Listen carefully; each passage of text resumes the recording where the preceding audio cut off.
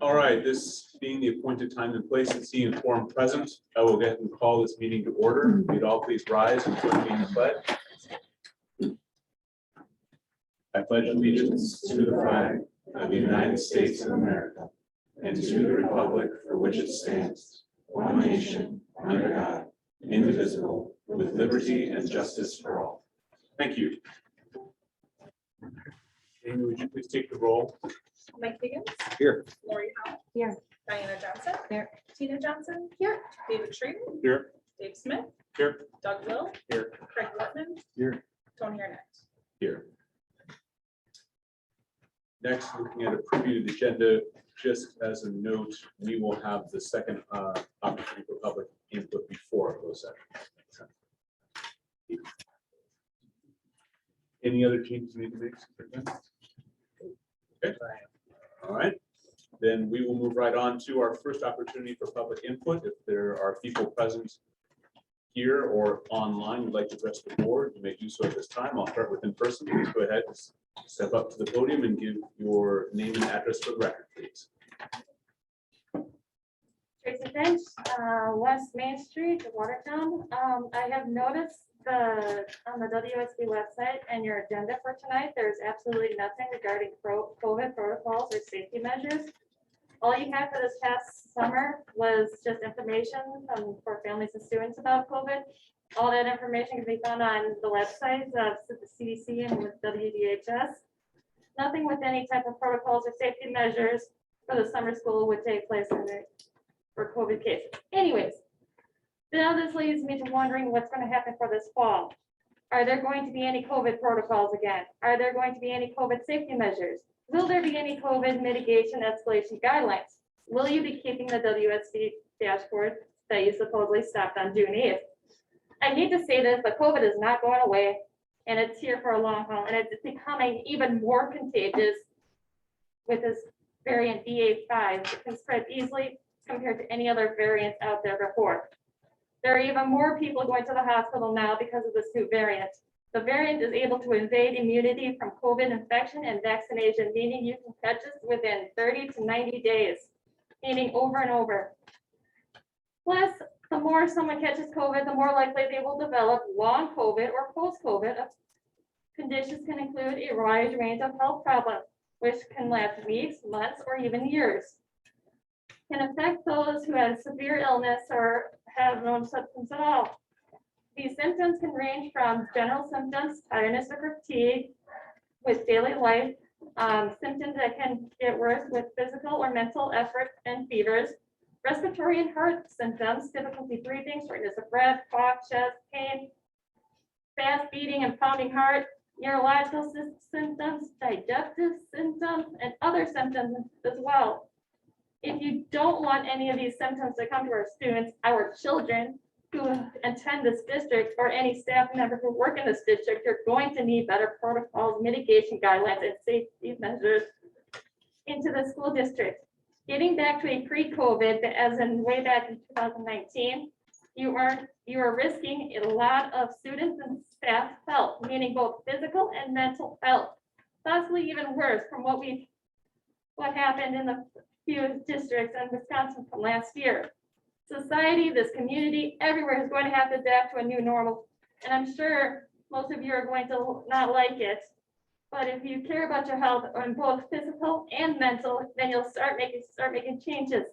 There's plenty of challenges of different changes, but there are plenty of resources out there to get through this. Before each school day, keep all those temperature checks and asking about students' well-being for their physical and mental health going through this year. Getting mental support, get a mental support system built into each and every school. Some people can hide their feelings or reacting in their day-to-day life without even showing any warning signs before it's too late. I don't want to hear or see any danger threats to any school within the school district. Now, I want to leave you with one last saying from Philippians 2, verse 3 and 4. An example a bit about why I read this. Do nothing out of rivalry or conceit, but in humility consider others as more important than yourself. Everyone should look out for not only his own interests, but the interests of others. For the past couple of years, I have followed this safety protocols to help keep others as safe as I can. I am not living in fear because of this virus. I am trying to give helpful solutions and compromises to protect our children while they are in school. For example, if kids go out, wearing a mask will help slow the spread of this virus. We know this virus is not going away and is getting stronger as time goes on. If a parent's in discomfort of others' opinions of you wearing a mask to help slow the spread of the virus, just imagine if a loved one, your child, a friend, sibling, or even a classmate is really sick and has to be isolated without really anyone around. And then later has to deal with a long-term symptoms. Then ask yourself if you could have helped them a little bit by wearing a mask to help slow the spread of this virus, especially if you are asymptomatic. Trying to Mrs. help Finch, would you slow please bring your down. comments to a close? I'm almost done. Trying to help slow down or not have cases get out of control makes one caring and responsible. Please do the same. Our children are in your care for half the day and we don't need them contacting COVID or them being a super spreader to others, especially if a child who is immunocompromised contacts it.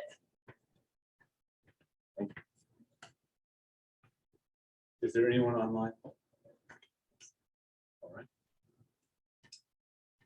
And we will move to the next part of our agenda. Under announcements and communications, we have the announcement of our 2022 Distinguished Alumni Award recipient.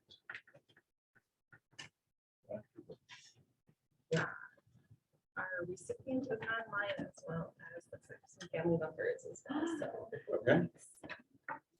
Welcome, Dr. Eric Rim. How are you tonight? Great. I'm honored to be here. Thank you.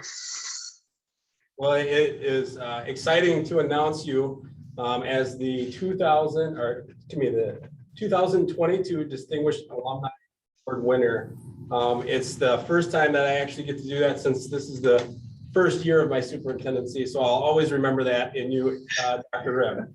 So I appreciate this more than you know. So Dr. Rim grew up.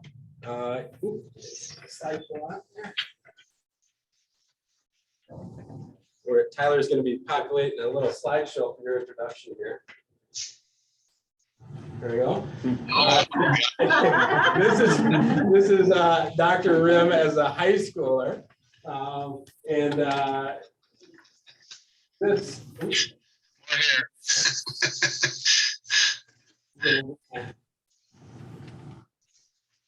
Good to go. Ready? It's not rolling. Oh.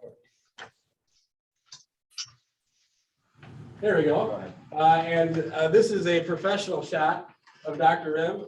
Dr. Rim is a Harvard professor of epidemiology in nutrition and medicine. Eric Rim grew up in Watertown and graduated in 1982 from the school district. In high school, Eric was active in sports and other extracurricular activities, lettering in tennis, participating in multiple drama and musical productions, the debate and forensics team, serving as drum major for the marching band, and captaining the math team, in which they announced them and called themselves the Rimwits, this championship in Madison. He's a 1985 graduate of the University of Wisconsin-Madison. Dr. Rim went on to complete his doctoral degree in epidemiology at Harvard.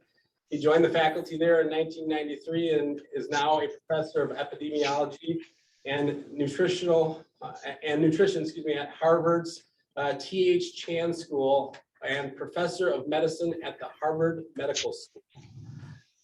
Very accomplished. He has published over 850 original research articles, mentoring dozens of PhD students, receiving over $20 million in research grants, and is internationally recognized for his extensive research in nutrition and nutrition policy.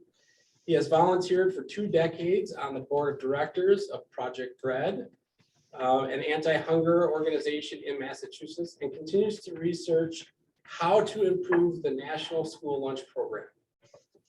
He has work in Women, Infants, and Children's Program, or WIC, and the Supplemental Nutrition Assistance Program, SNAP. He served on senior advisory committees for the American Heart Association, National Academy of Sciences, National Institutes of Health, the USDA, and on the 2010 US Dietary Guidelines for Americans.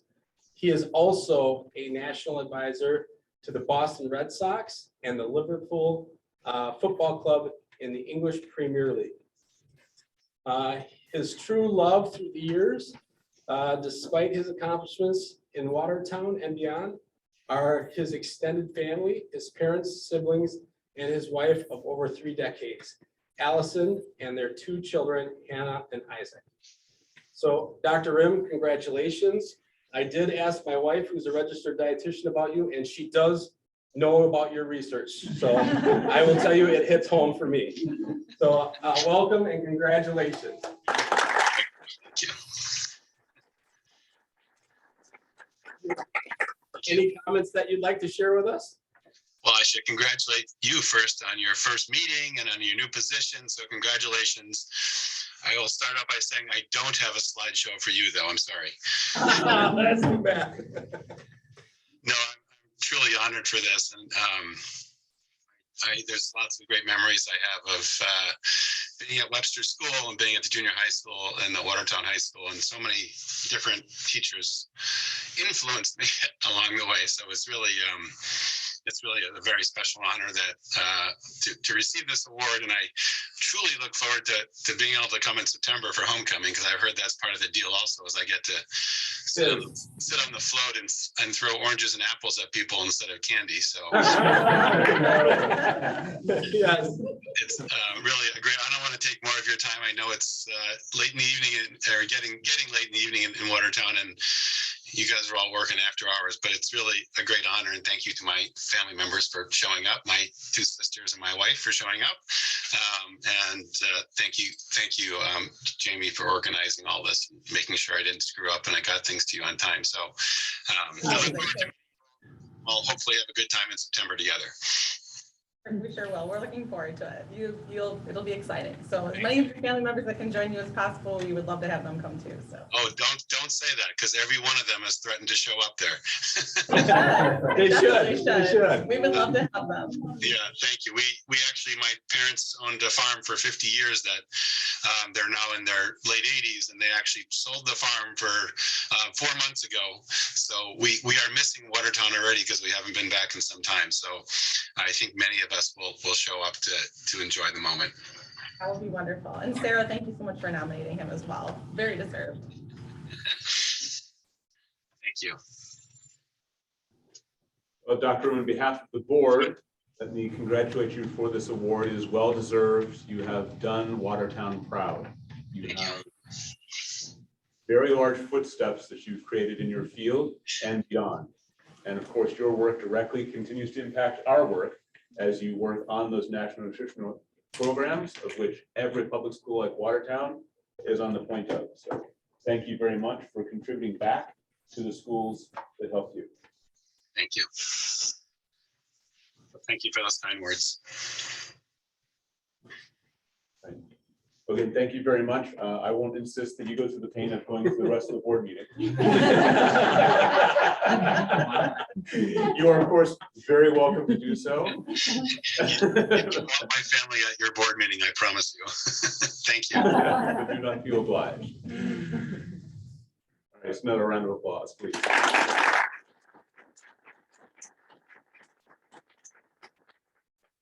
Thank you very much.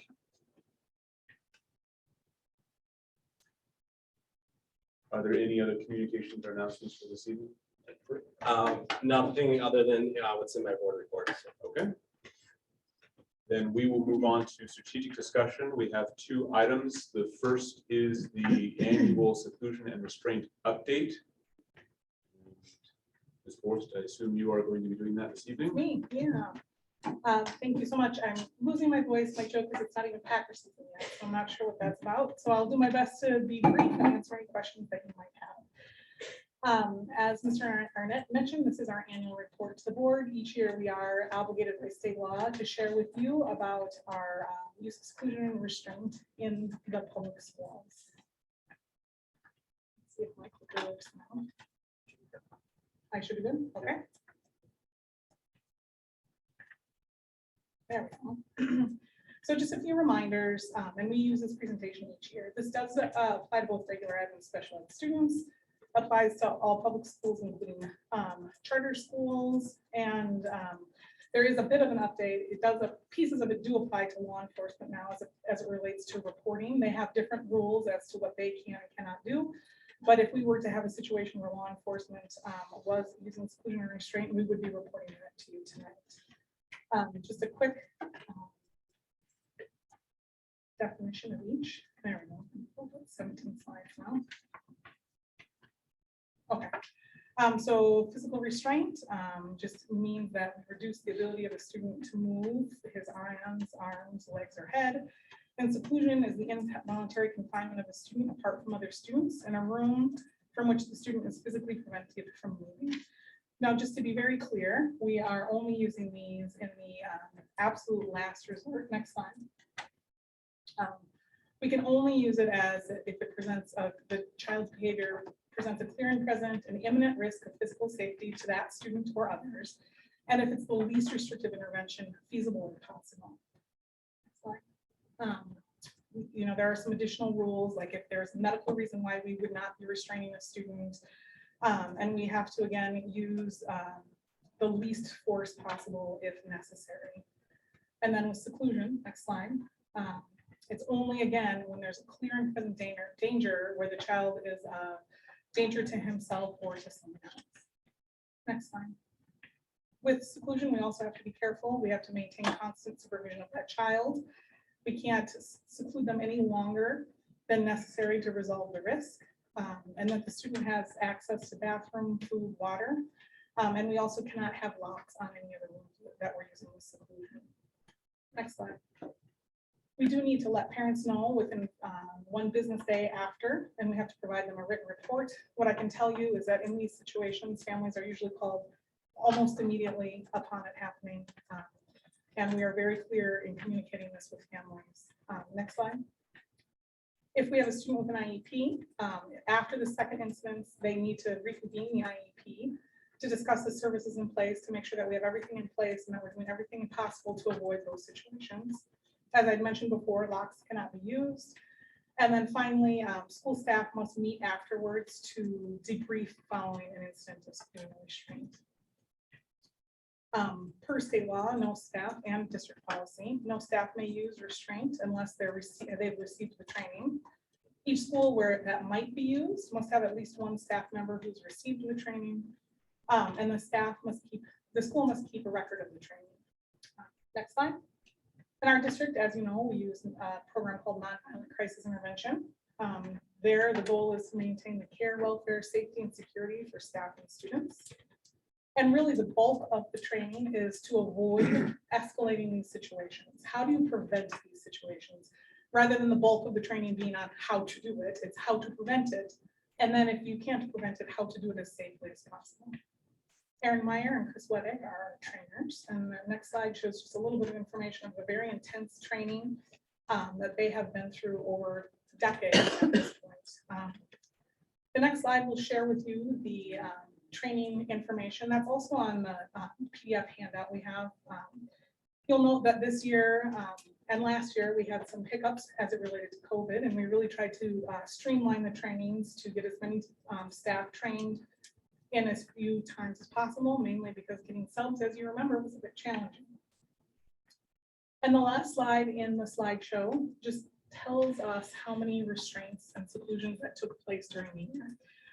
You'll see that 208 students or 208 incidents happened this year. I want to provide some clarification with those numbers. In the handout that you have, it is broken down by school. And as I shared last year, the last year and this year were required by state law to report students who are in alternate placements. So students that the IEP team has decided should attend a different school outside of our WUSD buildings.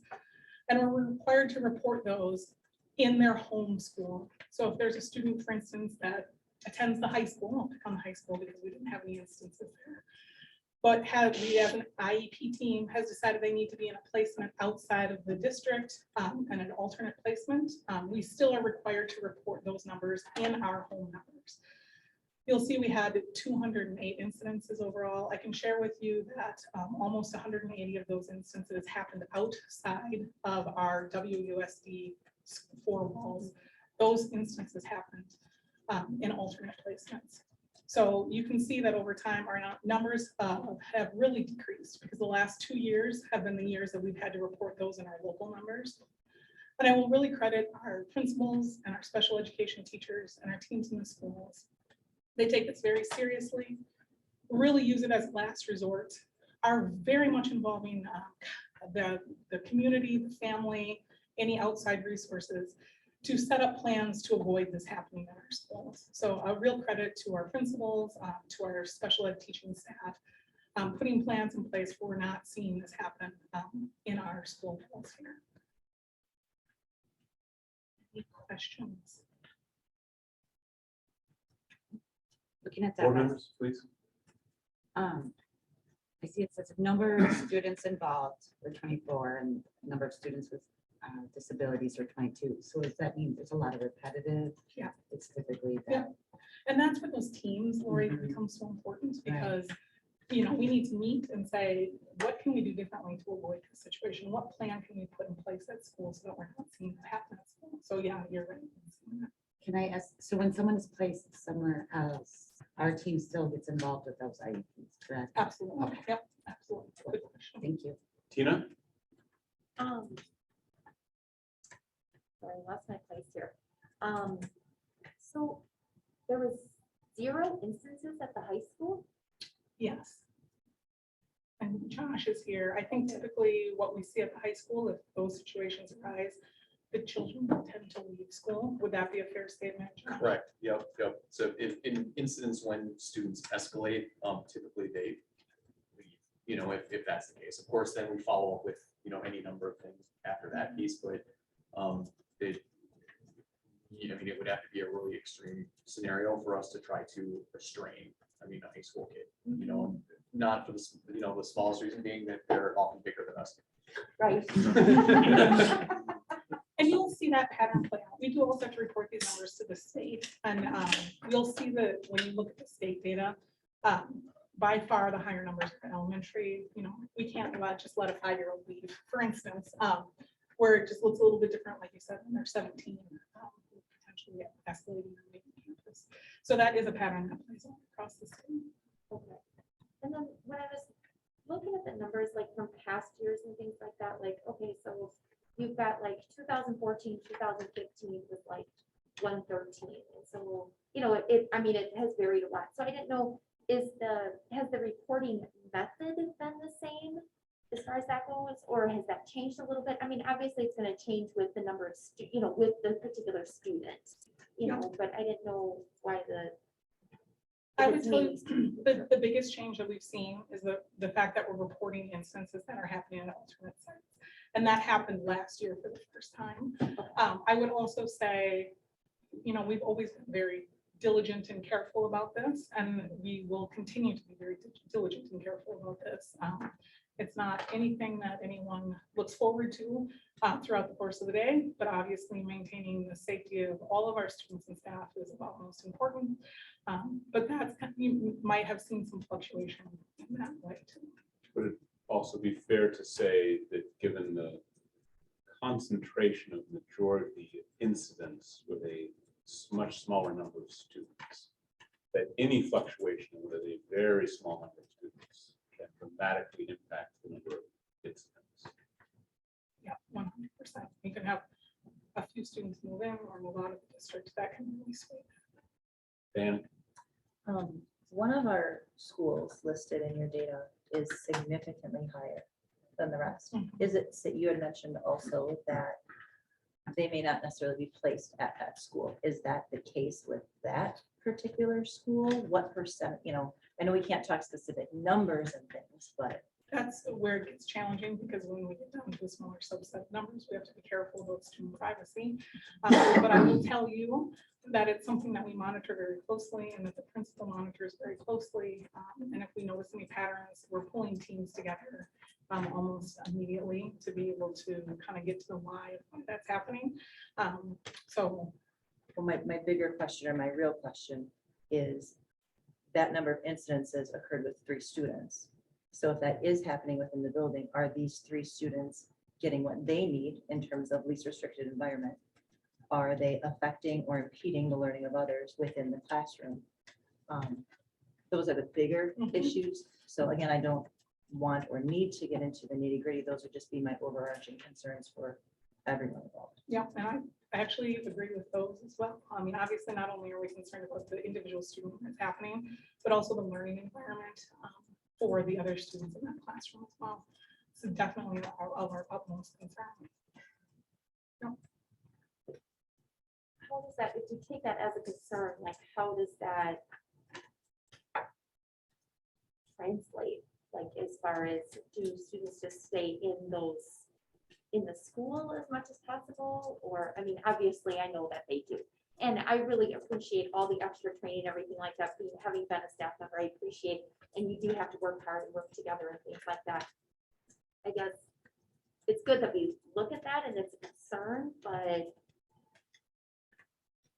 that just seems like it, but what are we doing about that? So when we reconvene the IEP team, we're often talking about placement decisions. And it is an individual decision for the student, keeping in mind the other students in that classroom as well. And we would talk about what are some things that we might do. And I can tell you, in being a part of these conversations, some of them might be doing what we call an FBA and a BIP, which is where we're really looking at what are the students' behaviors and why. We might be assigning additional personnel to be with that student in a regular ed classroom. We might consider having them out of the regular ed classroom more, and that is something that is a major part of those IEP team decisions. Though we know, not every situation being in a regular ed classroom all day is the right decision. So, pulling them out into a more self-contained classroom setting. We can talk about situations where maybe their day isn't as long as other students, but we have to have very specific reasons why we would be shortening the day. And then that's where we talk about that continuum of least restrictive environment and going all the way through that alternative placement in a different school outside our 4 walls. So those are the things that we're talking about in those situations. We certainly are concerned about not only the individual students, but all of the other students in that classroom, and how can we best meet the needs of all students when we're having these conversations. There's a question right in the IEP that says, does this behavior impede that child's learning or the learning of others? And that's the point of the conversation when we're having this. And can you please share with them, you mentioned FBA and BIP. Yep. Just define those for them Sure. and, share, why you would use those. Yep, so an FBA is a functional behavioral analysis in which we do observations of the students, or we do parent interviews and student interviews to try to find a pattern to behavior. And a BIP is a behavior intervention plan, where we say, essentially, if X is happening, then Y is the response of the team. So like if a student is leaving the classroom setting, then this is how the team responds to that. There's also often motivators built into that. If a student can, stay in their special ed classroom for X amount of time or complete X amount of work, then this could be a potential reward. And so those are the things that we're working on building into that. Thank you. Dave, how long is the training good for? Oh, good question. I believe 18 months. You do a full day of training, then I believe that training is good for 18 months, and then you have to do a half day refresher. So when 2 years ago, we trained 160, this coming year, most of those will not be certified anymore to do it. So I actually kudos to the HR team. We are actually using one of our new teacher days as a way to train incoming special education staff and any new staff. So trying to take that outside of the 9-month school year, so we don't have folks missing class or any substitute teachers. So I thought that was innovative this year, and we certainly appreciate working with them to plan that. But yeah, It definitely fluctuates. And then when we have, staff who resign or whatever, obviously we don't maintain training. But I'm assuming that's the COVID availability for additional training that bumped that significantly. And Yeah, yeah. we're not able to see the direct fruit of that in future years. Yeah. Other questions or comments from board members? I have one. Please, Doug. We talked about the FBAs and the VIPs. Mhm. So once those are in place or evaluated, is there like standard, like, I don't want to say like a strategic flow chart or something, what happens if the student has so many instances, and is there like what happens for everyone, or is each one individualized? I would tell you it's very individualized. However, we definitely reconvene an IEP team for some of these kids almost monthly to track our data, to look at whether or not we're being successful. We don't wait for that monthly IEP meeting. If it's been a bad 2 days, we're calling parents in. We are using every tool that we can to make sure that we can try to build some success with that student in the least restrictive environment. And we really use that least restrictive as our guideline. Least restrictive isn't always the general regular classroom. Least restrictive for that child might be a placement in alternate placement that is not within they're still our child, but they're not within our kind of four walls, if you will, of the school district. And I do have to say that, Doug, that there is a bank of research-based strategies out there that you pull from. It's just what works with which child. And just because it's research-based doesn't mean it works for that one, but maybe it works for that one or that one. I'm just trying to make sure that we have, like, well, my grandson is autistic, so there's definitely things that work with us and my daughter as far as, going through all the procedures. Yeah. And making sure that all the things are exhaustive, but whatever is best for my grandchild, that's what, would work for that. So it'd be not interrupting other students, and parents like myself, my daughter and myself understand that. So I'm just saying, I'm glad to hear all the FBAs and the NIPS, because that's what we go through, so. Too many acronyms in special ed. Wait, Lauren. When you have a incident, whatever that looks like, when you're thinking about the other students that are witnesses, what kind of things do we do to make sure that they're getting any questions answered, or that they're not scared, or whatever it may look like? What does that look like? So it's super important to us that the student who's exhibiting the challenges isn't observed by his or her peers. And the reason for that is because it can be embarrassing. We can kind of like start having a reputation. So whenever possible, we try to avoid it happening in front of classmates. If it does happen, then the classroom teacher is often kind of the best person to kind of talk to those kids and say, hey, are you worried about anything? Is there anything we can do differently? On occasion, we do, as we talked about in the past, like have the students leave the classroom to go into another room, and we have those procedures set up, even if there were like a medical emergency or whatnot. And we do keep track of that as well. We don't want to use that often because we don't want to disrupt the other 20 kids in the classroom. But certainly the guidance counselor, the school psych, our social workers would be welcome in that too. All right, please, any more comments or questions? Who plays point in this? There's a lot of we. Is there Yep. is it principal? Is it the head special ed teacher? I would say it would be the principal and the case manager for that student, the two people who kind of playing the role.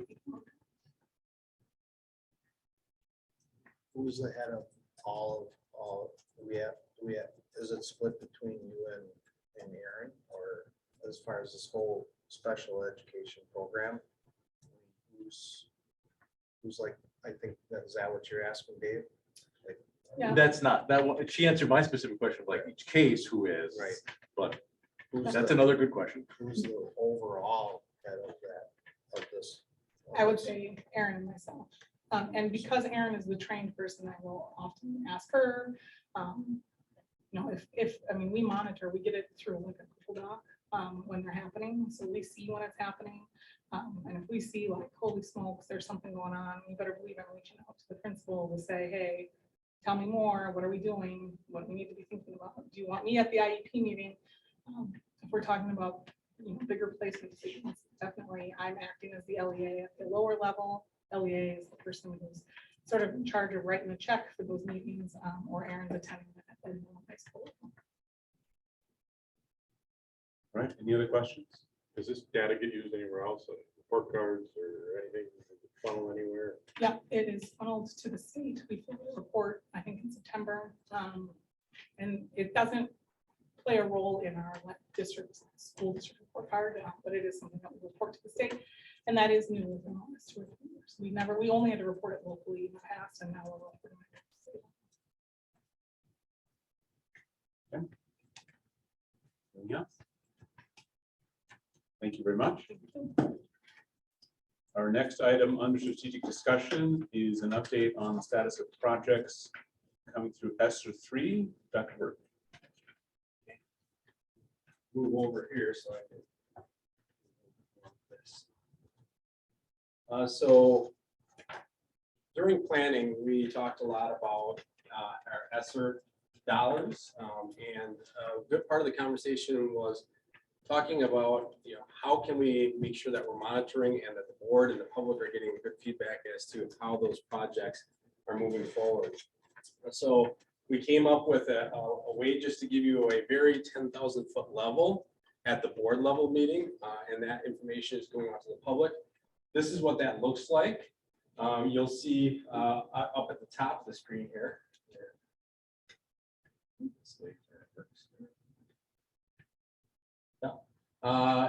We kind of discussed about 5 different things that the public needs to know at that level. What the project or program is, the board committee that it's going to be responding to, so that we can have, instead of that 10,000 foot, you know, get really down a little bit more into the weeds with what we're doing and planning. The point of contact person from the administration who's going to make sure that that project comes to fruition. The running estimated total of spent money. We're going to break this out into what was budgeted and what was expended. But for right now, we're just talking about the estimate. And then the status or what that looks like. And some of these you'll see kind of like a little bit to be determined yet, because that means planning hasn't really started in that area. But in some of these, you'll see specific dates even of when a Zoom check-in was going to happen, like June 27th, which did happen. July 22nd, where the math group got together. That was interesting. I got to stand in and see a little bit of that. And Diana is a member of the board who was on that math adoption. And she got to spend some time there. And then again, another big important date coming up in this math adoption is August 17th. So with that, you know, I'm just going to kind of roll through them in the status column mainly, but your eyes can translate back and forth between what committee is that being serviced by or who's the administrator. That's the point of contact. So with that, we've got some research proposal studies in spring of 2022 that we're going to look at to finalize a purchase in spring of 23 for our science and social studies curriculum supports. In English language learners curriculum support materials, we got about $66,000 of items ordered already, as well as some planned PD that's going to be happening this fall, and some additional planning that needs to happen later on. That additional planning is about $34,000 worth. Then limited team advanced learner coordinator. This object has gotten a lot of discussion at the admin level, at least within our administrative cabinet. I am the point person, and I am going to be talking to a couple of other administrators. What I'd like to do is to put together an RFP to have a talented and gifted program consultant come in and do an audit. Because I really don't want to spend money just hiring somebody and maybe getting some programming going when I don't even know exactly where we are, the total number of students we serve, what kind of programming we have available. as well as what's available and happening out there in other schools across the state and country. And so there are a lot of people that we can bring in to go through this RFP process, whether it's WeTag or Wickedy or the Wisconsin Gifted and Talented Association. Those are 3 associations that serve gifted and talented students across our state. Each of them have people that they would recommend to do an audit like this for us. And it's good to have that third person outside of the school district to give us a really good assessment as to where are we and where do we need to go. So this is level A projects continued. So if you are curious as to what projects were in the level A, B, and C, there was that addendum to this presentation that was in your board material. So if you want, you can go back to that, but those were decided at our last board meeting. So advanced learner curriculum support, again, second semester, we would be looking more at this information here based off of what we get back from that program audit. Elementary literacy curriculum materials, a lot of those were purchased already, $116,000. Now we're waiting for those to come in. They have been arriving, and then we'll be getting them out to the different schools. We meaning myself, Bill, and Mike, went over to the middle school and looked at some remodeling that we may have to do in the book room and some other places to get some shelving done. And we're contracting with a local provider to help us build some of those and get those in place for the school year. We also have some PD planned around those materials so that the teachers can teach with that new curriculum material. Community tutoring program. We're in the just discussion stages with that right now. We really want to look at a number of different ways that we can pair with maybe other community providers for certain things. I don't want to go into much detail right then because we are discussing it, but we want to get something up and running this fall if at all possible. And so we're really looking at what that's going to look like. In our admin retreat in August, we're going to discuss that as a priority, to try to get that up and running as fast as possible. And the best way to do that is to maybe pair with some organization that have volunteers in place already instead of trying to recruit. So we're looking at volunteer organizations that have the ability to help us get that up and running. And then network infrastructure, a lot of material was ordered for that. Equipment that was ordered, the delivery estimate date is sometime in December. We're hoping that that doesn't get pushed back, but with supply chain issues, it may very well be pushed back. Oh boy, this is going to be a little bit harder for everybody to see. I apologize because it looked a lot better when it was just on the screen. So if we clear up, okay, perfect. We're good. I like that. Let's keep it going. All right. So these are now Project B items. Okay, so if you're on the list, additional para professional support and development. Erin Myers, the contact person, but she is working with Margaret Brady to look at initial new hire training for implementation later in August, as well as then an ongoing mentor training program for our SCPs. And so we're hoping that we can start this program, this training program for SCPs. We're going to have to bring some more information back to the HR committee on what that's going to look like. So that would be in August or September discussion point so that we can get that up and running for the year. SCP is special education paraprofessional. That's correct. I learned that term. So yes, this is the SCP is special education paraprofessional. Substitute teacher training program. Margaret Brady is working on. And on the week of August 25th, what she's going to be doing is she's going to be surveying current substitutes and hold focus groups to understand what their initial for new subs, what kind of things they're going to need, as well as ongoing development and training. And she's going to also bring in some teaching staff who, when they're out, some of the things that they see and get done well by a sub and what they leave back as that communication back and forth. She's going to try to get glean some information from that focus as part of the focus group then to begin a training early in the fall. Future allocation. Excuse me, furniture allocation. As I stated, Mike and Bill and I, we started one of many building walkthroughs. We had a little bit of a walkthrough at the middle school. It was a focused walkthrough. And then we took into detail the high school. Just looking at furniture, looking at needs throughout the building, and we're coming up with a list. That list is going to go back to fiscal, and we're going to talk about how do we want to spend the $150,000 that you have set aside for that. We'll come in with some recommendations based off of what we see as needs, and as we talk with building principals, what their thoughts are as well. But I want you to know that that's already underway. We've already started those walkthroughs, and we hope to finish those by the middle of August so that we can have some really deep, robust discussions and get some things ordered. I will tell you that any furniture we order probably won't be here till December, January, February anyway, because they are at least 6 months behind on delivery schedules for any larger orders. You can get piece stuff here and there, but to get a classroom of something or a library of something or whatever, it's going to take some time. And then the high school CTE plan, or career technical education plan, if you want to know what CTE stands for. Josh is going to be the point person with that, and Mike and Josh are meeting early August to discuss purchases, and they're going to go off of what was submitted already from the career tech people, just to have some filtering discussion and talk about not only the plan for this $90,000 purchase, but what should purchases look like as we go into the future? Should we identify other dollars that we have?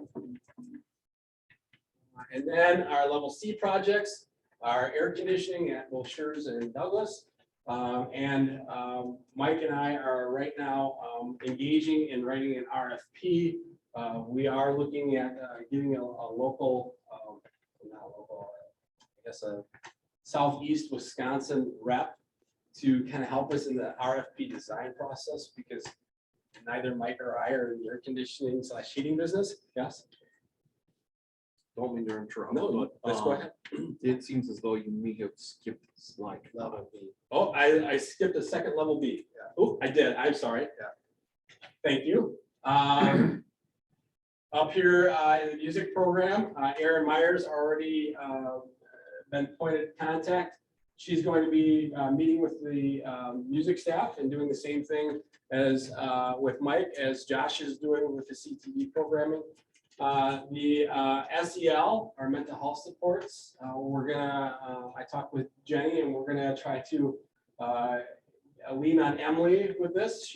Emily has been very active in the district with this already, writing some other grants and everything.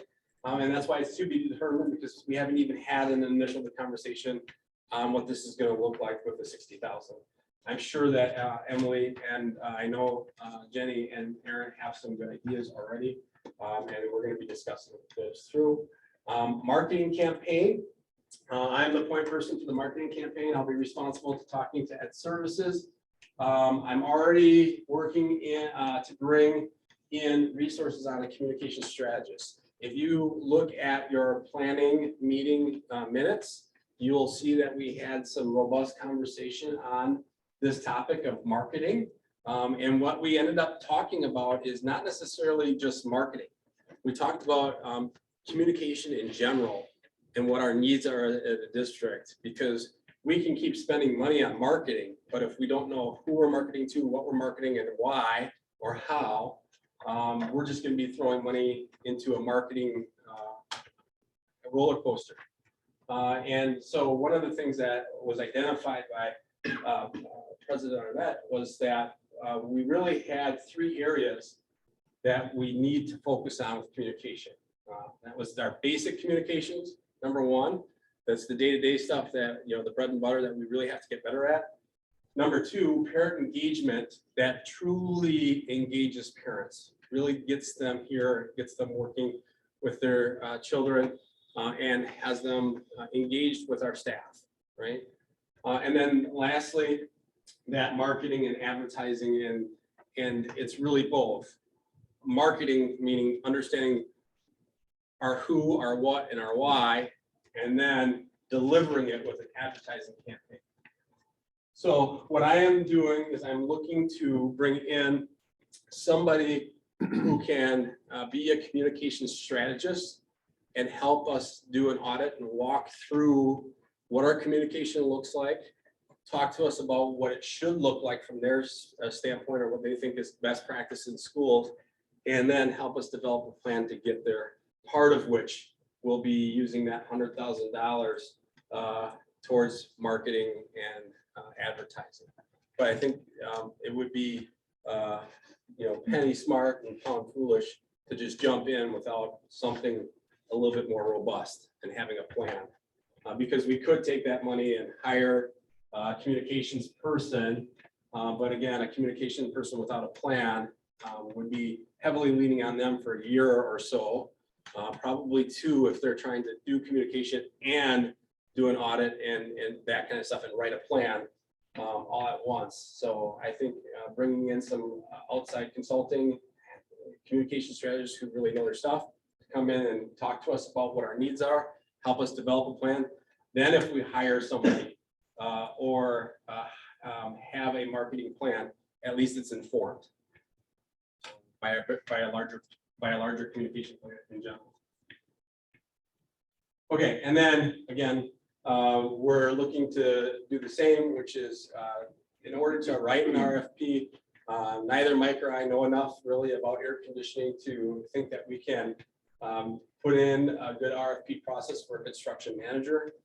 So we're looking at contracting with somebody who is also not interested in the bid process, because if you hire somebody to help you write the RFP and then they say, oh, and by the way, I want to bid it out, that's something that I don't really like to do. I know some school districts do that. I like to have somebody, and I say, if you're going to help us write the RFP, remember you're exempting yourself from bidding on the project, because I think we get a better product at both ends of the spectrum with that. And some checks and balances. Mike agrees, and Mike likes to do the same kind of practice. So with that, we're going to engage somebody in the RFP writing process. We're going to write an RFP. We're going to bring it to fiscal when we get some results back.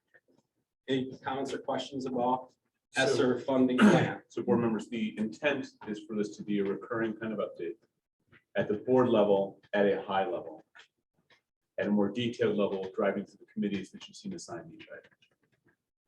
And so I'd like to suggest if you have some high level question or comment, great. If you want to get into much more detail, I would really prefer that we refer that item to the appropriate committee agenda and let that committee work that discussion through if you're aligned with that.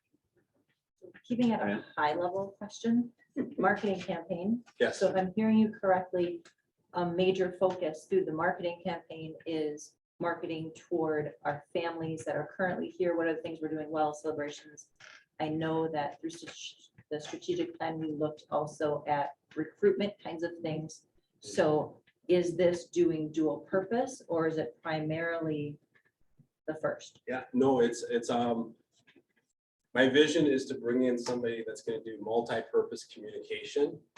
And then we're going to use that plan that they help us with to inform a good marketing campaign and talking about the different audiences that we need to be looking at and what the specific communication strategies are for each of those audiences, instead of just putting something out there. Yeah, there are 2 different activities. One is a very externally oriented advertising campaign, whereas the other one is more community and parent-based ongoing communication processes. They certainly have a positive image building aspect to it. So what we're suggesting, start with that first bit, focus on the community and parents and communicating well with that, and then build from that to have more externally focused. So when it comes to the air conditioning RFP, is the intention to hire a firm, a third party to assist with that, to provide an extra level of expertise involved in that process then? Yeah, and the reason for that is because I don't know what to write, but they will. They'll know exactly kind of what we're looking for, and they'll say, you need to spec it out to this kind of a level, and those kind of things. And Mike and I can't do that. Maybe Bill can help out a little bit, but I think getting somebody who really knows their stuff with heating and air conditioning to help us do that, we'll get a much better product in the end. Mike, you got anything else to add? Yeah, that they would also then help them to get, they would take care of the bids, the walkthroughs, answer those sorts of questions, make sure things come back apples to apples, if someone's not doing something. I mean, there's different ways in which to do this, design, you know, those sorts of aspects that we want to make sure everything is aligned appropriately. Not such a large project. Would they be active as a general on the particular project, or is it? No, so this is going to, in essence, a general construction manager. That's what the initial RFP is for. So then once we get our general on, now we're working with the general, let the consultant go. And now we've got the person on our side. More than likely, we have to bring in an architect as well to start talking about rooftop units and structures. So now you get that tension between architect and CM. Now you really cooking. High level regarding the report, I think that we touched on this a little bit during policy. I think Jared, you had alluded to that planning was already looked at it, and I think either Doug or Tony had some say in some of the columns and how this broke down and how we did it. I like it. One of the things that I think was discussed that I didn't see on this one was the remaining balance. So to foot that out in the bottom. The other thing which I was wondering if you, let me rephrase it. If we, is there another column available for board action required or board action taken? I.e. if we've already approved the resolution for X number of $1,000 of furniture, is it appropriate to list the resolution on there so that we know that that one is checked off, or that it is still going to be coming to the board? Because some of these things maybe, if it's a small dollar amount, then there's other ones that Margaret's just going to take care of, and it's never going to come to the board because it doesn't need to. And then I think that my only other concern besides those two, one which was already brought up by somebody else, and one just might be nice to have, and that is, do we want to see, or do we need more specific dates? And I'm talking about dates like spend by 10/15, or the ship has sailed. You got to get the RFP out there, Mike. You got to have the purchase order cut. Otherwise, there's no way we're spending this money by September of 24. So that if there is a deadline, are we keenly aware of it and managing towards it? I understand the status update is much more qualitative. Do we want a more quantitative column in there just to remind us that we have to have this done? I'm not saying it's needed. I'm going to leave that to you to decide if your status column is sufficient in order to address both what we're doing and when we need to do it by, in order to make sure that we get done what we need to done in an orderly amount of time. I appreciate your feedback, and I think taking it back to planning to talk about that would be good. I did share that, up here, this column was going to get broken up into two once more spending started happening. But the idea of the total, Mike and I are looking at that, as well as your comments about adding a column that says, board or administrative action taken, depending on who owns that action, would be good. But planning can talk a little bit more in detail about where we want to go. No, I like it. Thank you. I really like the status that you put together, whatever it was, 5 days or whatever level to it. I think, like you've alluded, I don't think it's as much of a drop that deadline, but I think a little bit more meat to, where is this really at with kind of more targeted dates would be advantageous. Any other comments or questions from board members at this time? All right, thank you. That's going to take us right into your next item. Yep. Which is the superintendent's report. All right. So I just wanted to do some shout outs about some celebration. We had some summer school picks for you to look at. Provided learning and fun activities for students throughout the summer. Also a shout out to different places in our community. Summer school students visited Mullins Dairy. I had a good time there learning about their processes that they have there. Summers and really to have some just fun and a walking field trip, get some exercise. Summer school students also visited Quick Trip, doing some of the similar activities. And then the Lincoln STEM Panda Bot Boogie. I didn't even know that this was happening. I wish I would have, and I know it's just a product of me being so new to the school district, But I want to go check out what this Panda Bot Boogie is about. But we want to thank the sponsors on there, and they're all listed on the slide there. I'm very interested, Mark, at some point in time, you're gonna have to give me more information on that. So, also, we had a number of our staff go off and get some training at Avid. And Avid deals with teaching strategies and other things that you can implement within your school planning. And they came back super jazzed. I know Aaron was talking to me about some of the things that were happening there, and I think I must have gotten probably about 11 or 12 texts an evening from Aaron about how wonderful the day was and some of the things that they had to share. One of them was kind of a group think thing that they did. It was kind of interesting. Talked about professional leadership strategies that you could think about. So that was an interesting thing. I actually printed it off, and I'm going to use some of that with our administrator retreat later. So I appreciate that. Also, shout out to Margaret. Margaret was able to go to WASPA legal. I know the WASDA, WASPA, WASBA, WASPI, all those are interesting, but this happens to be her professional organization. She attended the legal seminar. Three main things that she brought back, maybe bear some consideration, is one, responsible hiring practices for individuals with arrest or conviction records. So looking into what that means in the school and HR world. Also, two, pay equity issues, particularly as it relates to hiring people at market rates while not changing internal or existing staff rates to achieve equity among like positions.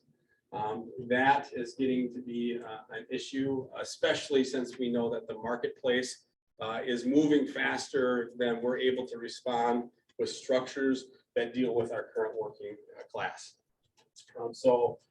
That is something that HR is going to have to look into pretty heavily this next year. And we're addressing teacher compensation later in today's meeting. And later this fall, we're going to be addressing administrator compensation. So we'll be able to take a look at and work on some of those things. And then Title IX, review and discussion of potential federal rules changed recently by the administration and how that's going to impact us, not only as staff, but as staff who also deal with students and student rights issues under Title IX.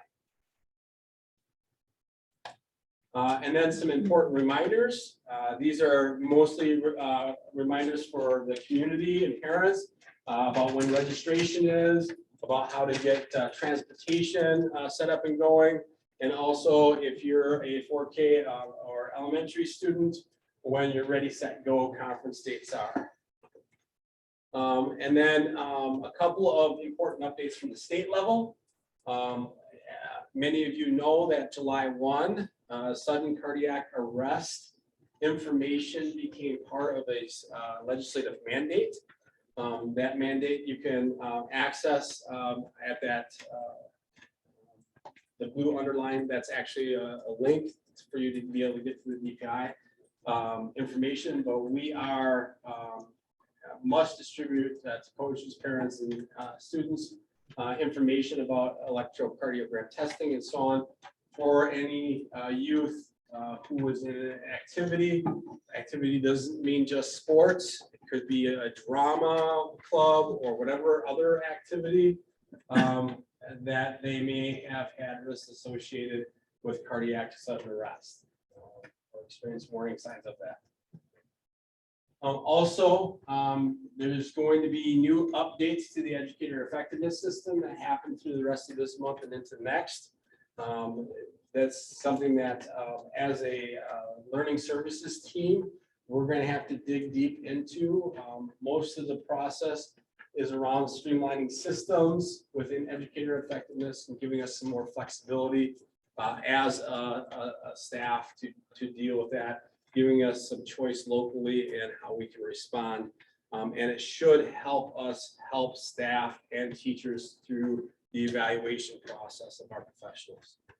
So with that, I don't have anything else. Any questions that you might have on my report? Comments or questions on the report? No, thank you very much. We will then move on to our committee reports, starting with fiscal management. All committees were present on, or members were present on July 20th. Doug, Dave Smith, Craig, and Mike Higgins. Tony was also there, Dr. Burke, and myself. We went through the payment report, use specific expenditures in a little greater detail. Fiscal year and variance report, typically we do this every month, where we look at budget compared to fiscal year to date expenditures. So this one's exciting because it will be the end of the fiscal year. You start to, while there's still financials to clean up for the audit process, you get a good sense of where our surplus is coming in, and, where we can better budgeting, and what to do with potential surplus. So we are going to have a surplus of approximately 4.5 million. Budgeted was 3.5. So we went through kind of the one-time revenues that were a little bit unanticipated, as well as where expenditures came in.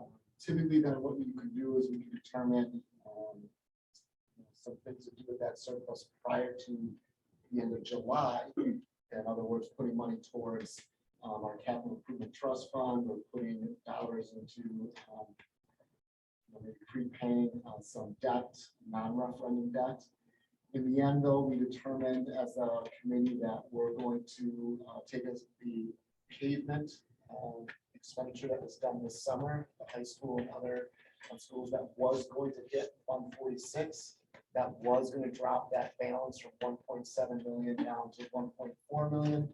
Instead, we're going to take that expenditure and move that to our general operations because it can fit within the budget, and reduce that surplus a little bit from 4.5 to 4.2, and keep our capital improvement trust fund at the level that it's currently at for future use as needs come into play. So we're in a good position in that regard, that we continue to make sure fund balance is healthy as the referendum drops off and deficits are projected, and we have that fund there, that fund balance, and of course the trust fund as well. We went through, there weren't any $20,000 plus purchases for finance to consider, but in board policy, what was enacted in the fall, somewhere last fall, was the idea or the need for just an internal audit on our part for expenditures that cross, or for vendors that have an average of $20,000 in expenditures over the last 3 years. And so that's going to be coming to the committee in August. I've pulled that information. I've looked at the detail that each of these vendors, there's about 60 or 70 of them. And so as a committee, we'll go through those next month and see if there's anything else we want to do with that particular internal audit, just as a nice overall summary of what occurred in the past year. And finally, we went through an aspect of our 3-year projections, which is the revenue limit formula. To do a 3-year projection with all the pieces in place at once can be a little daunting. And so to take just the revenue limit aspect of it and showcase what's going to be happening not only this year, but in 3 years projected out based on membership and maybe some potential actions at the state level, we saw the trend of where revenue limits are going, and it's not up. So we spent quite a bit of time just kind of talking about those implications, and we'll build on that process for the next couple of months as we finalize the budget and prep for the future. And the next meeting is on the 17th. Comments or questions on that report?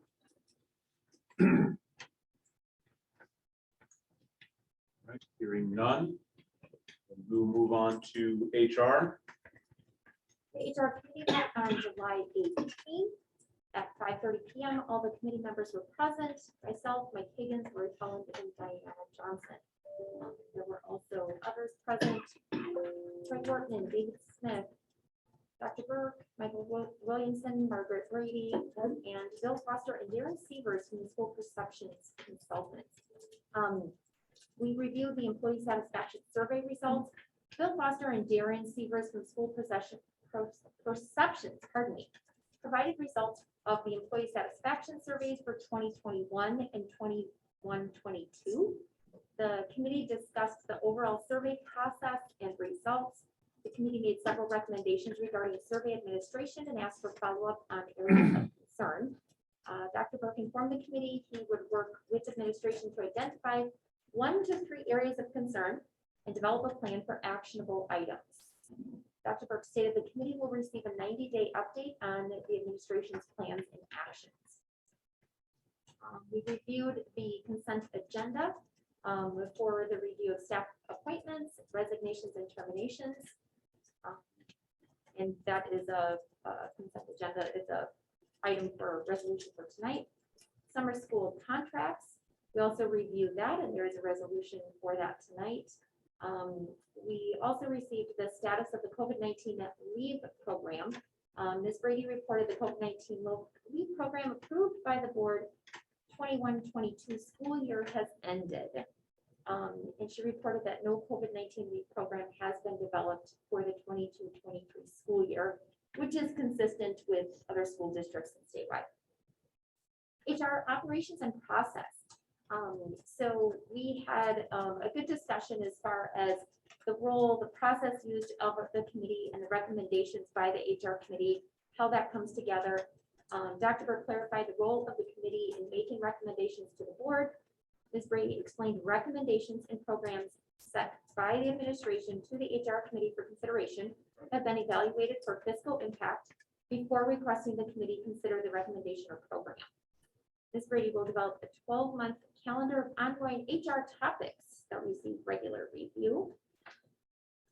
And our last item that we discussed was the Educator Compensation Model Review Committee proposal. This is our second month for this one. So we reviewed the cost of recommendations for changes to the Educator Compensation Model formed from the work of the Educator Compensation Model Review Committee. Mike Williamson provided a detailed report and explanation of costs of the implementation of the changes. And the proposed changes included increasing leveling up and summative evaluation performance pay amounts and establishing a 3-year cycle, review cycle, and administering salary ranges based on those factors. We also recommended the proposed changes to the model be forwarded for tonight that we have as a resolution. Our next meeting date is Monday, August 15th at 5:30. Thank you very much for that. Any comments or questions on that report? Right. Hearing any, then we will move on to Ed Services. Sure. Ed Services met on the 20th, or was it the 18th? 20th. It was the 20th. All members were present, plus President Arnett and Member Wortman, along with other staff attendees. 3 topics. One was ESSER, and as you noticed in the ESSER presentation by Dr. Burke earlier tonight, about 2/3 of those are Ed Service focus. And so our goal is to figure out how we want to address those in a productive fashion on the subcommittee level, making sure that we're staying on top of them. And what you saw tonight was more or less an offshoot of that. So if you're interested in weighing in more detail, as President Arnett had alluded to, feel free to email me, any other committee member, and copy President Arnett, or come to the meetings where we might dissect them a little bit deeper at those committee levels. We also had a brief discussion about the Future Ready technology plan, but somewhat quickly rolled that technology plan into the function form and strategic plan of what the Ed Services Committee needs to be. As you can imagine, for the last 2 years, it was predominantly safety protocol heavy laden. And we kind of dissected what we have talked about for the last year, what we want to be talking about next year, and then how that compares to the strategic plan. And where those 3 things intersect is what Dr. Burke and Dr. Vitale will be working on to give us a calendar, and who's the project lead or who's the team lead, when are we going to be talking about it, when it needs to be reviewed, and making sure that it is aligned with where we were, where we want to be, and where we're going, so that all those 3 things come together. The overall, the meeting was more strategic, and I'm appreciative that I'm gaining a better understanding of the planning, because as planning plans, I kind of feel like we are the action end of that business. So you guys come up with the plan and we'll figure out how to enact it. So depending on which one you're more interested in, attend that subcommittee of your choice. And then that was about it. We will be meeting monthly. And the next one is scheduled for August at 7:30 in the ESC boardroom. Thank you for that. Comments or questions on that? Hearing none. Planning. Planning. Okay, committee members present, Doug, Tina, Craig, and Lori. Also present was President Arnett, Board Member Dave Smith, Superintendent Burke, and Assistant Superintendent Vitale. So our first discussion was on the USD scorecard discussion. We talked about various ways to define and monitor the indicators that would provide the board with verification that WUSD is moving in the right direction and accomplishing our goals. So the committee asked the administration to investigate indicators that will provide the most current information to the board and administrations, so the board and administration can react to the various trends the indicators are providing in a timely manner, rather than waiting for a whole year or so at the end of the year to do anything. Also verify the scale of the measures are correct and meaningful. If the indicators are not favorable, the board would like to know what in real-time action the administration is taking to get us back on track. The administration should be able to report to the planning committee on the status of the indicators at the end of each trimester. So also enrollment goals were discussed, and we're going to be able to clarify the 2 enrollment goals that would be provided. President Arnett would be providing that clarification to the administration in the next few weeks. The committee also explained that goals were set high in the strategic plan so that expectations of our district to reach above and beyond are ingrained in all of our efforts going forward. Board retreat, President Arnett indicated to the committee that the retreat is postponed until further notice. And then we talked about the process of community communication and involvement. And Dr. Burke gave just a scenario of what those 3 main topics were earlier in this. So I don't feel I have to go through that. We just have 3 baseline communication areas that we're going to be working on going forward that Mr. Arnett brought up at the meeting as well, that clarified our plan for those. So adjournment, and we have to make another meeting in the next month, so we'll have to get something set up.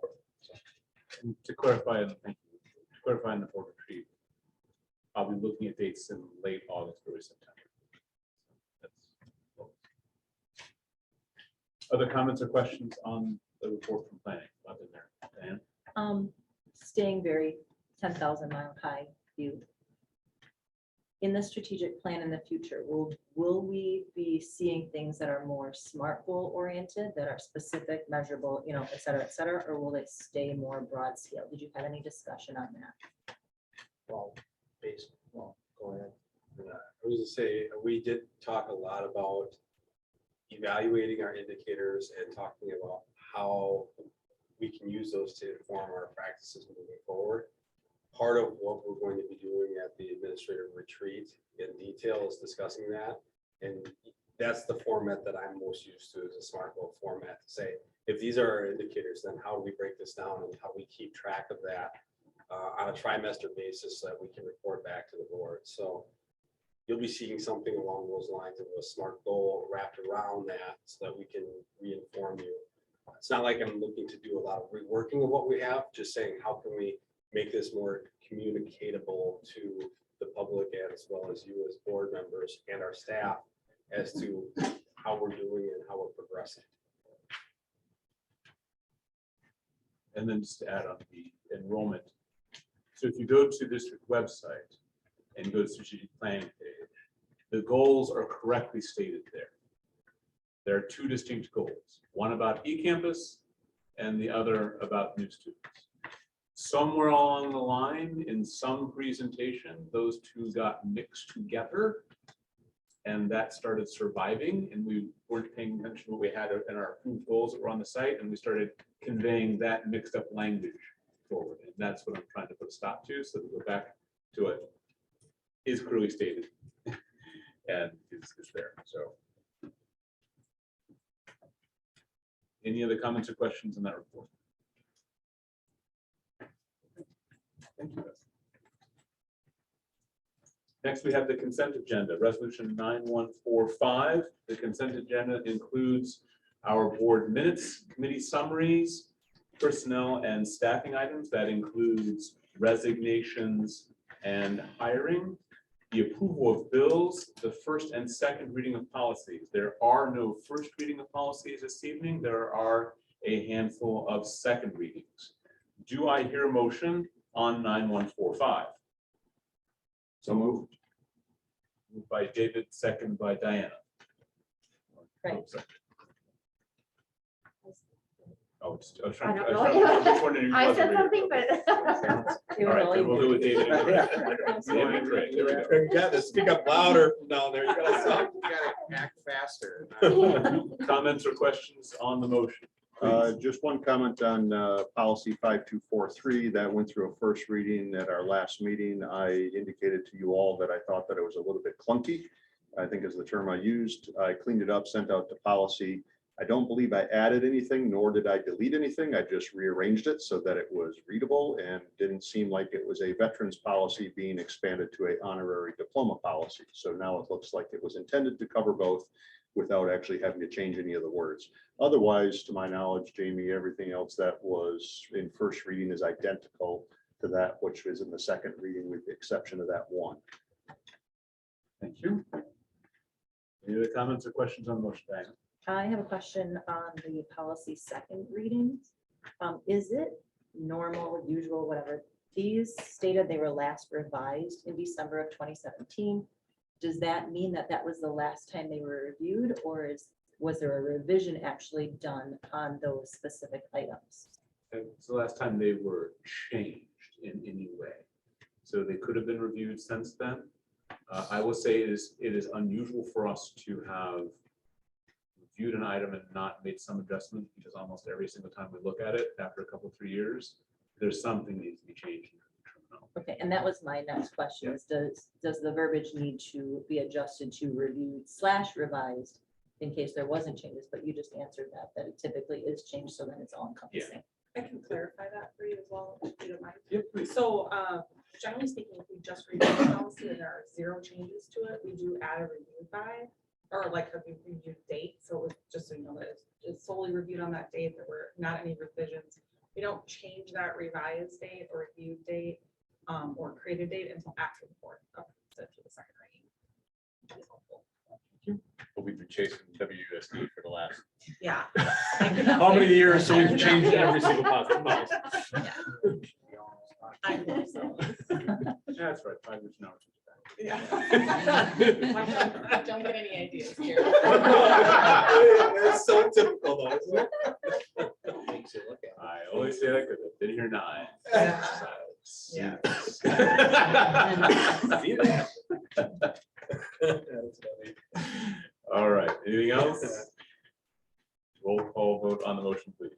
Mike Higgins. Yes. Lori Howard. Yes. Diana Johnson. Yes. Tina Johnson. Yes. David Schrader. Yes. Dave Smith. Yes. Doug Will. Yes. Craig Wortman. Yes. Tony Arnett. Yes, and the motion carries. We have 3 other resolutions this evening. The first one is 9146, setting our open enrollment numbers for the 2022-2023 school year. Do I hear a motion? So Moved by Mike. Is there a second? Second. Second by Diana. And again, this is really just setting our maximums. It's the limit. Not saying we're necessarily going to get this many, but that's a lot. Comments or questions on the motion? So why did we set what we did? And it was past month through services, I believe. I don't think this did. And was was wide open, I think, the last year or two. Why are we setting limits? Well, Dave, if you wanna shed some light on limits? Well, I believe in January, we set the special ed open enrollment limits, which is probably what you're referring to. This is a different resolution. Basically, what we try to accommodate our space needs if there's special circumstances, so that would be one of the reasons, but we review each open enrollment application that comes in, of course, and are not looking for reasons to turn anybody away, so. This is standard update. These are actual numbers or these are, These are actuals as of right now. Right. So in January, everything is just wild. Especially based on caseload. These are actuals as of right now. so we're approving that we're accepting. You'll accept. We're accepting these 34 Yes, students if you want to. if we want to, But state statute is saying but that does not prevent us from No. at all from accepting 34 more in the next. Right, that's correct. Is the extended open enrollment period. These are the initial. Good question. Other comments or questions on the motion? Hearing none, roll call vote, please. Mike Higgins, Yes. Lori Holland, Yes. Diana Johnson, Yes. Tina Johnson. Yes. David Schrader, Yes. Dave Smith, Yes. Doug Will, Yes. Craig Wortman, Yes. Tony Arnett. Yes, and the motion carries. Next is 9147, summer school staff. Do I hear a motion? So moved. Second. By Tina, seconded by Mike. Again, this way treating as cleanup for the last of the few roles required for summer. Comments or questions on the motion? Hearing none, roll call vote, please. Mike Higgins. Yes. Lori Holland. Yes. Diana Johnson. Yes. Tina Johnson. Yes. David Schrader, Yes. Dave Smith. Yes. Doug Will, Yes. Craig Wortman, Yes. Tony Arnett. Yes, and the motion carries.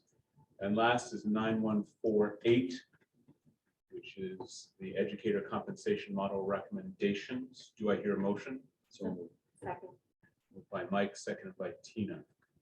Again, this is a body of recommendations that came through the special working group that we've had working on this particularly for about the last year and looking at changes in the market, changing in practices by other places. Any comments or questions on the motion? We summarize what that process was a little bit, who's involved, what the recommendations were at all. We have a summary a little bit. So the What the committee met financial impact will for, how many times did the committee meet, Margaret, in the last year? It was generally speaking. Just to be exact. I would just say generally, we met, I believe, 6 times. That's what I was thinking, about half a dozen times. And that committee included teachers from all levels of the district, as well as representation from administration. And the process was coordinated by MRA, correct? Right, the same external consultant that we used to create the original model. And we generally found that our ranges are in market, but we needed to make some considerations for people who are in between the leveling up, but have longevity and wanting to recognize that service.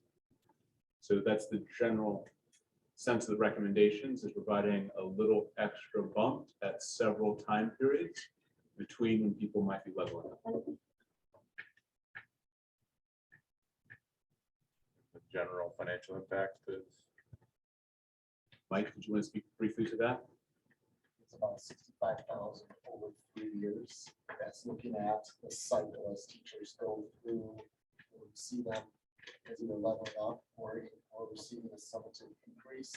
It's $17,000 the first year, 40-ish, 44-ish in the second year due to the number of hires that occurred, and then like $3,000 in the third year.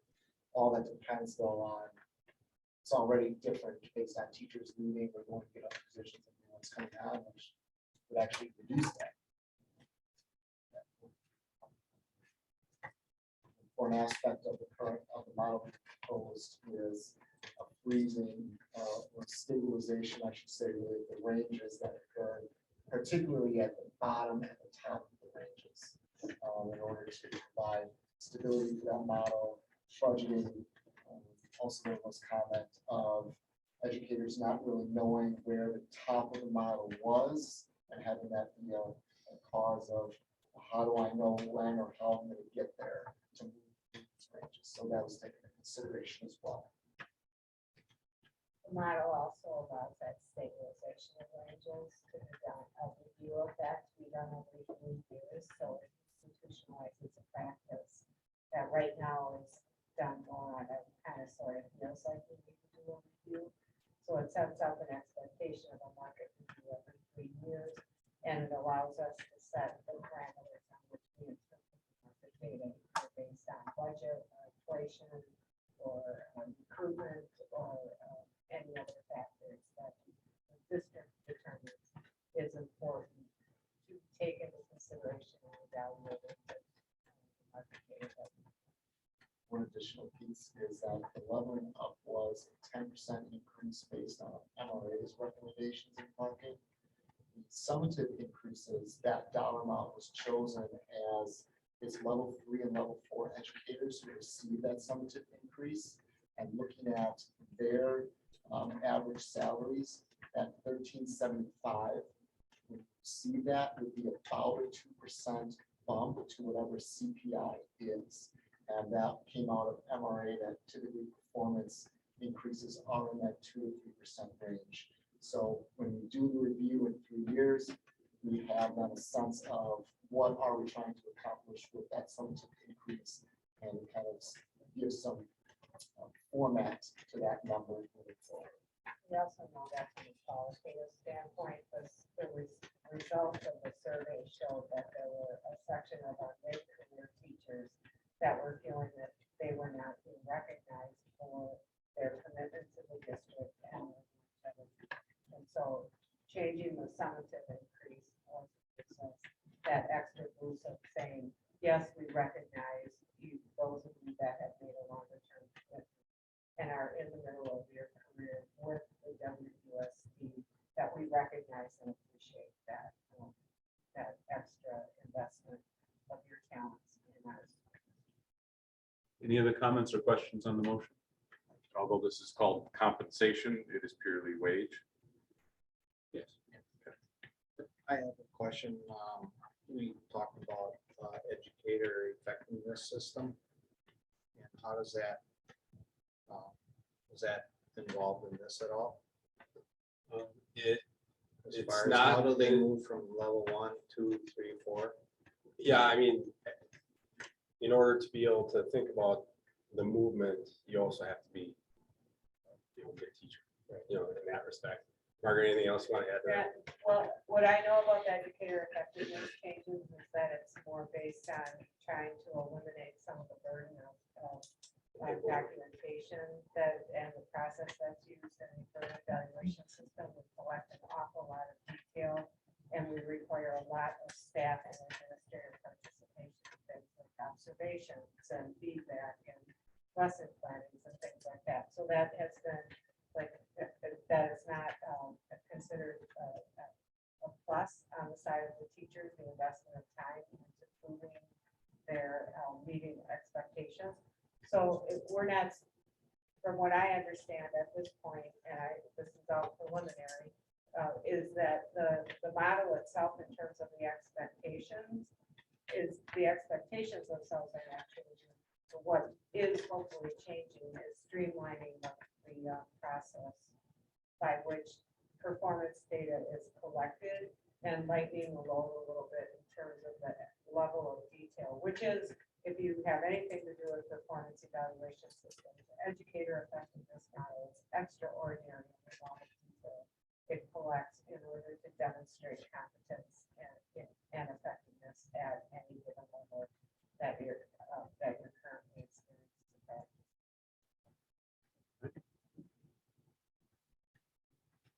I just add to that, yeah, I mean, staff member to level up has to complete an application to level up, which is a project that they undertake that's approved by their supervisor.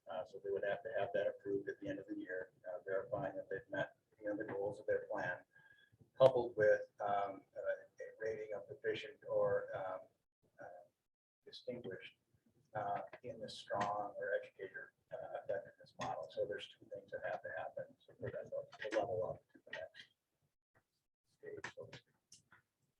So who has the final say?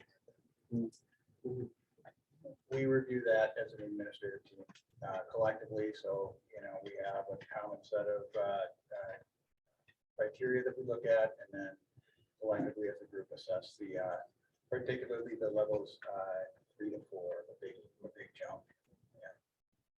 We are out calibrated.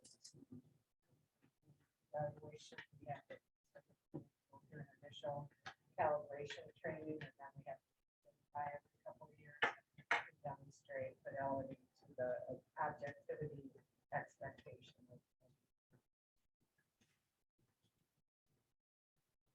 Answer your question? Yeah. Okay, that's good. Okay. Any other questions or comments on the motion? Hearing none, roll call vote, please.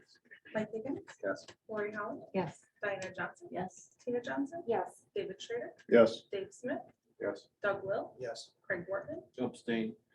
Tony Arnett. Yes, and the motion carries.